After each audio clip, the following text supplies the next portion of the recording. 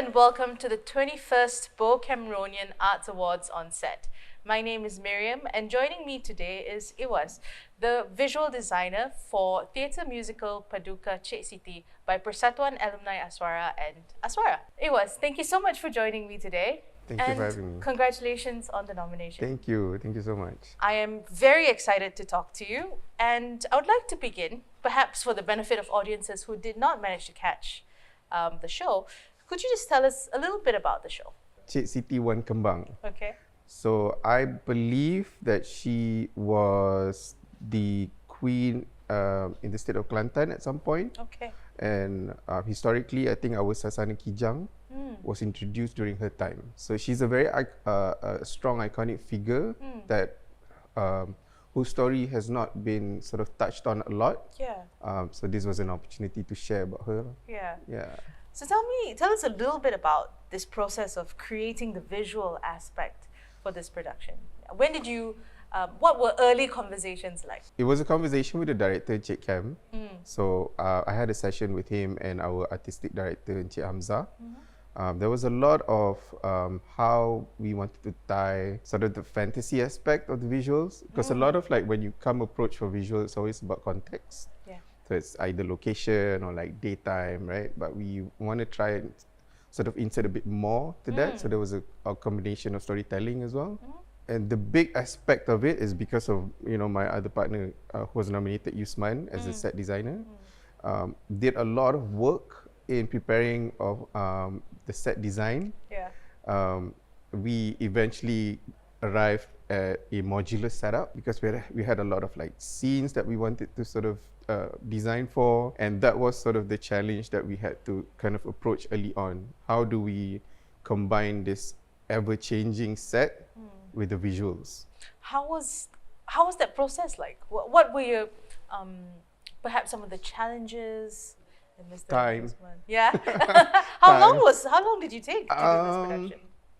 For me, my personal journey was quite short. I think I was called about maybe I want to say a month and a half or 2 months prior to the show. Yeah. Which kind of was helpful in some sense because everybody already knew what to do. So I could just come in and I knew the story and then I could have a conversation with the director already. But I think for me, some of the challenges were trying to find the emotional aspect of the visual that we want to share.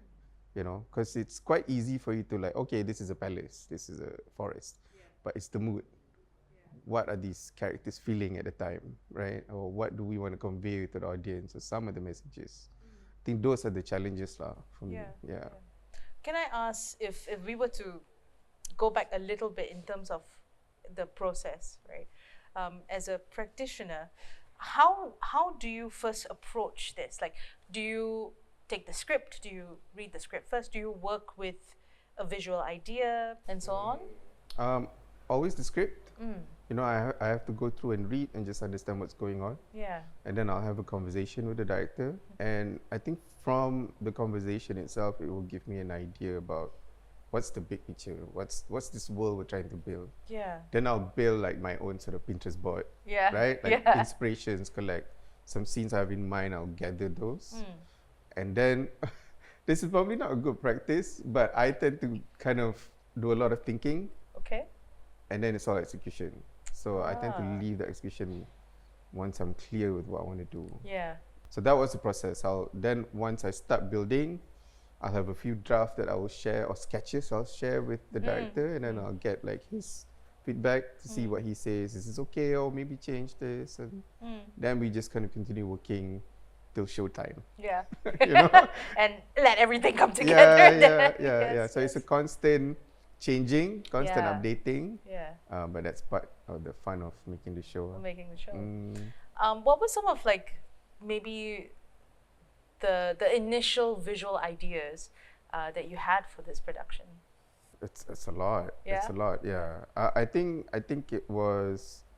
I wasn't too sure whether we wanted to go more graphic or realism, but I think we landed kind of on both. Okay. We still wanted to be, you know, lean on fantasy. Yeah.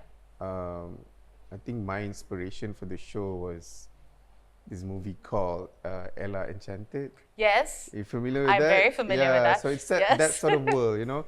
Still very Ah. fantasy, comedy. Yeah. So that's kind of my inspiration for that, for the show lah, you know. How do you balance, I mean, with Ella Enchanted being, you know, it's very Western and stuff like that. How do you balance that towards our Malaysian context? Then you pick the story, you change it, adapt it to our context. Yeah. So like motifs, for example, or patterns. Motifs, Yeah.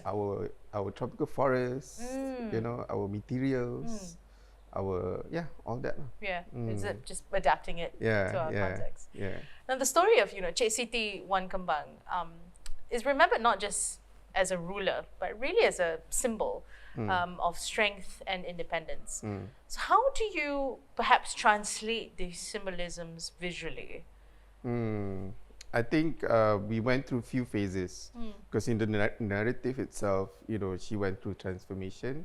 So does her palaces. Yeah. So does her gardens. So does her wardrobe. Yeah. So that's how we sort of communicate as how she progresses through life. Also, all the things that come with it. Yeah. So you're constantly kind of, in a way, it's not just her character that goes through that transformation, right? Yeah, it's everything the world around her. The world around her. Correct. Yeah. So we go back a little bit to, you know, your practice. You've been in, perhaps within the musical theatre or theatre sphere for about 6 years now. More or less. What is something about this production that has helped you evolve in your practice? Wow. First of all, I have to say I'm very grateful to Persatuan Alumni ASWARA because they, you know, this is such an epic scale of a production. Yeah. It takes a whole village to put this on. Yeah. And they're the ones, one of the few that, you know, can really pull this off. Also in a short amount of time with the depth of work that is being put on. I'm very grateful for them to bring me on board.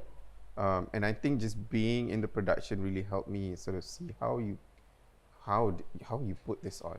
You know, there's so many moving parts. There's dancers, there's food, there's logistics, there's you know, builders, there's script, music, musicians alone. You know, it's like, and it was live music, which was incredibly like a joy to be part of, lah. You know.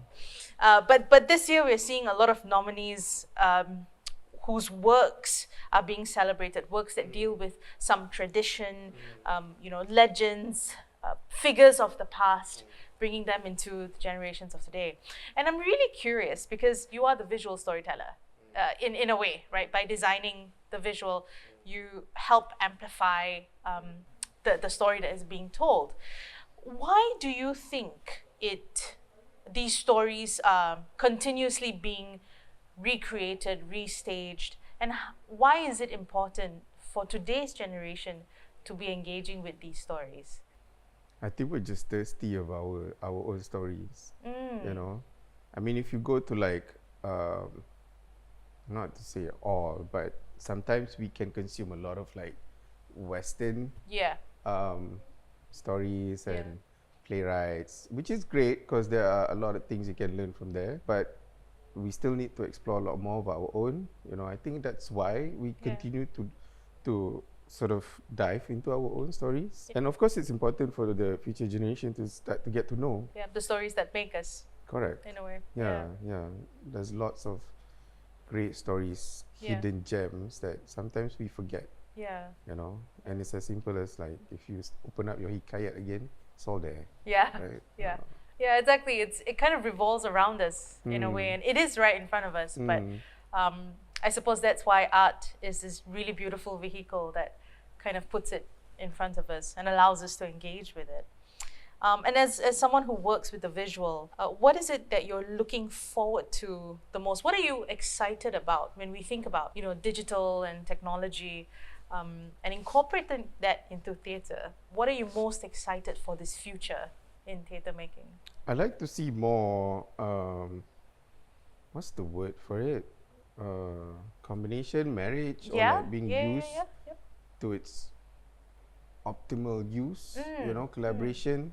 I think there's still a bit of a sort of a gap that we need to bridge a bit more, especially with creatives or leaders that are interested but may not be well informed as yet as what could be done more. Yeah. And I think that's what I'm excited about. So Yeah. people to start to get just know a bit more and understand a bit more, so that we can sort of do more. What do you think are some of the gaps? Just I'd say like sometimes not this production in particular, but some of the production I've worked in the past. It's really great when I work with a director who knows exactly what my strengths are or what that person's strengths are, right? Yeah.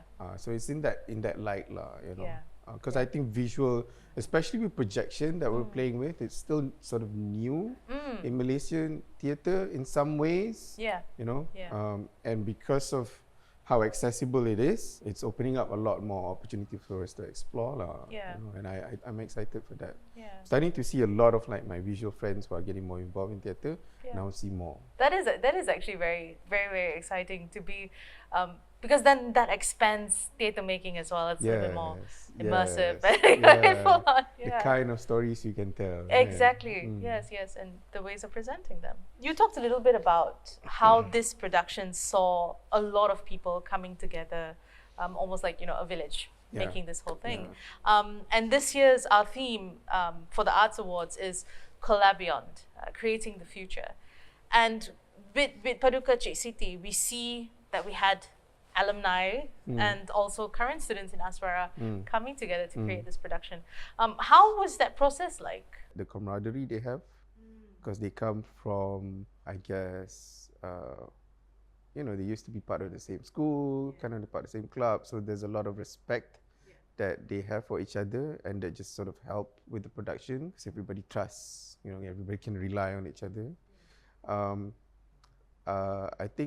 I guess if you want to talk about challenges, because there's just a lot of people involved, so sometimes things move a bit slower than you would like, but because of the sheer number, it's a village, it's like balik kampung. It really felt like macam balik kampung in that production. So many people, so much fun. Yeah, that's always really exciting, right? To be able to work in a very lively but also homey local environment. So much fun. When you see them on stage, like warming up, just laughing, it's fun now. Yeah. Well, thank you so much for sharing with me and for joining me in conversation. And congratulations once again on the nomination. Thank you. Thank you so much for having me.